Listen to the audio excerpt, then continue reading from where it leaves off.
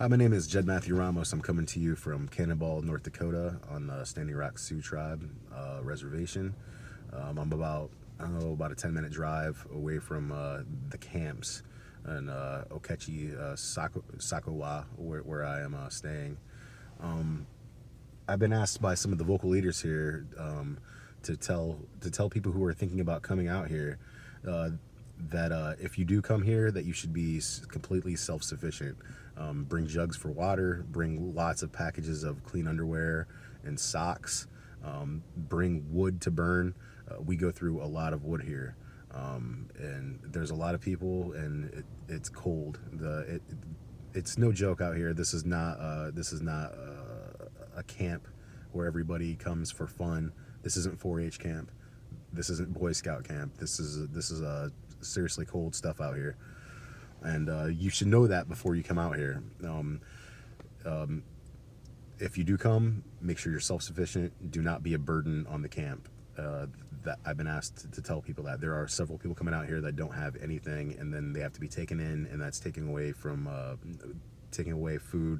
It's taking away blankets and tent space, and making things crowded for people who did come self-sufficient and prepared. To the people who do not fit that bill, I've been told to ask you to do stuff in your own state. You do not have to be here at the camps to make a difference. You do not have to be here to fight the Black Snake, to fight the Dakota Access Pipeline. There are banks in your area that you can shut down, just as we have by protesting outside of them.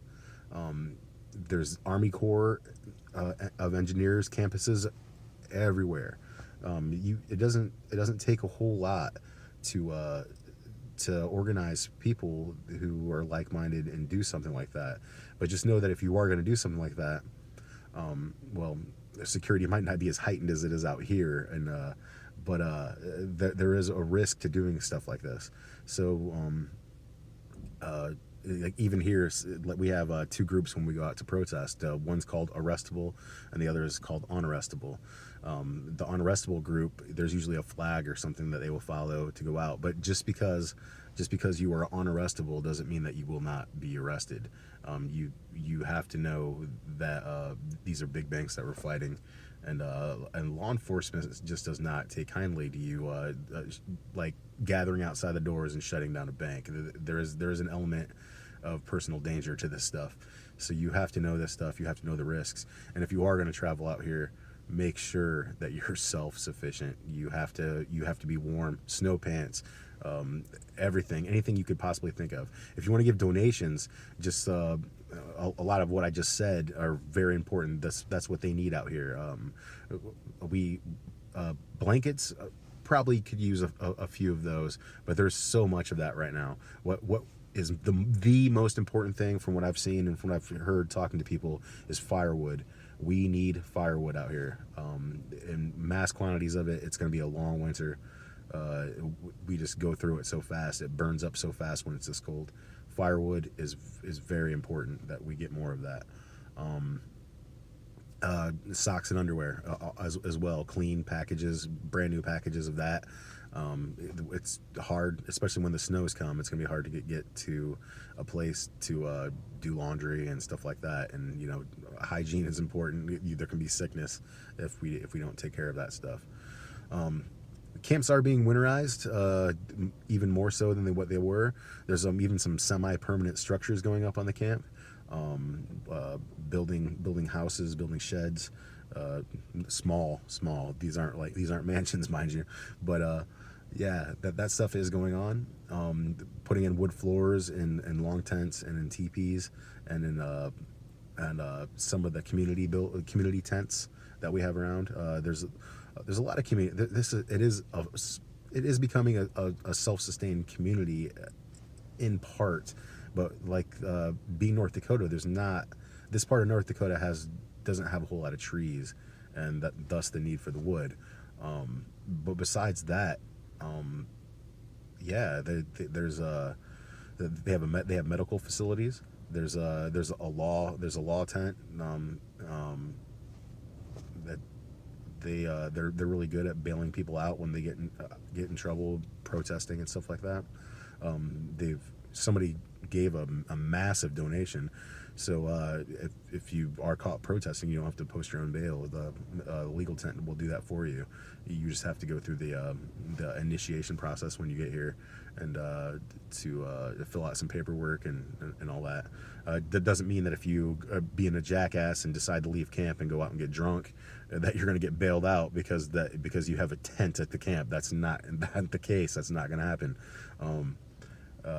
Yeah, so you keep that in mind. And actually, there's no alcohol in the camp whatsoever.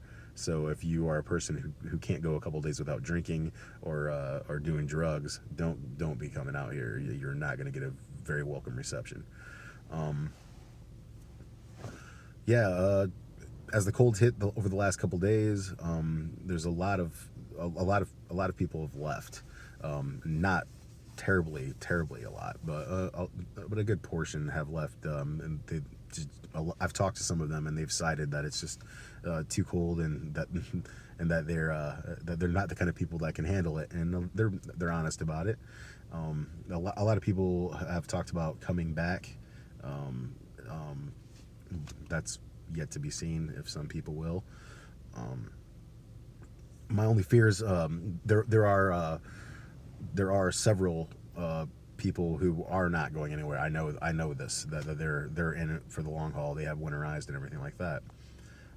My only concern with the dwindling numbers, which haven't dropped off at a massive scale, but there is safety in numbers, and my concern is being, especially where I'm at Okeechee Sakawa, that is not on reservation land. That's Army Corps land that we are camped at, and some of the forward camps, some of the smaller forward camps that were near the pipeline, they were just driven off, and people were arrested, their belongings taken from them.